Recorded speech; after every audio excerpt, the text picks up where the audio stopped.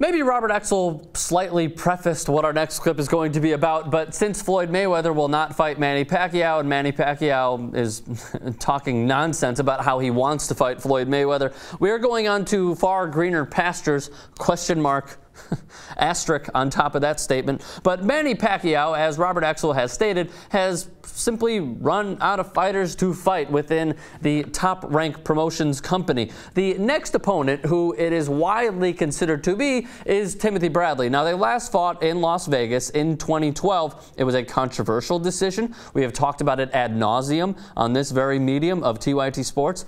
But let me ask you this, Robert. Is that the best opponent for Manny Pacquiao, as he totally rolled through and steamrolled through Brandon Rios and a few other opponents? Is this the right fight right now, since Bradley is certainly on the up as well? I wouldn't think so. I think Bradley has a really good chance of beating Pacquiao legitimately this time. I think Bradley has grown as a fighter to some extent. He had that war with Provodnikov. He defeated Marquez, who, even though he's 40 years old, is still a considerable fighter. And I think that if if Bradley fights the same fight he fought when they first met, I think Bradley will win this time, and I think Bradley will win legitimately. Bradley, a fighter who is undefeated, 31-0 with 12 knockouts. I really have found a new wave of respect for Timothy Bradley, along with a lot of other boxing fans, because of the war that he was in. And I don't like throwing that term around a lot, but he was in an absolute slugfest and a war with Ruslan Provodnikov, and that certainly resurged both of their careers, you could even say. Provodnikov went on to even greener pastures, as I stated previously, no asterisk on that, when he defeated Mike Alvarado, and there might even be a fight with him and Brandon Bam Bam Rios. So Provodnikov is good from that fight. But Bradley showed heart, and we talk about it a lot, but we never really see it in this sort of way. We saw it with Kelly Pavlik, Jermaine Taylor. We've seen it with a few other fighters, but Bradley won over fans. He showed heart in that fight. He said he suffered a concussion. He was out for days, maybe even weeks after that fight, because the concussion was looming on him.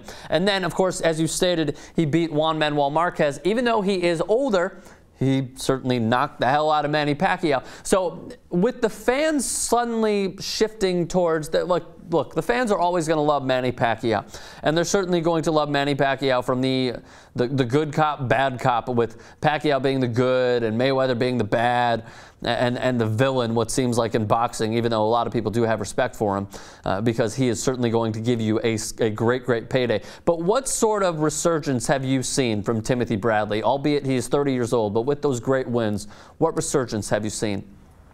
Well, I think the resurgence is tangible. I don't know how, it's sort of maybe a mile wide, but I don't know how deep it is. I don't know that fans have really embraced Timothy Bradley, in part because fans like knockouts. That's a part of the game. It's not the whole game, but it's really what the average, fight fan wants. They want to see knockouts. And Bradley is not a power puncher. That's not what he does. That's not who he is. And that is not among the gifts that he brings to the ring. He brings skill, he brings intelligence, he brings athleticism, but he doesn't bring a lot of power. So, again, the respect has increased for Bradley, in part because there are perhaps fewer fighters at that weight, certainly within under Top Rank's banner, who one can respect. Again, Bradley will give Pacquiao a good fight, I think, but it's not really the kind of fighter that Pacquiao needs and wants in order to look good. He needs somebody like Bam Bam Rios, perhaps like Provodnikov, who I thought would be the logical next opponent, but I think Provodnikov is probably perhaps too tough, frankly. Yes. And hence, we've got possibly Pacquiao Bradley too.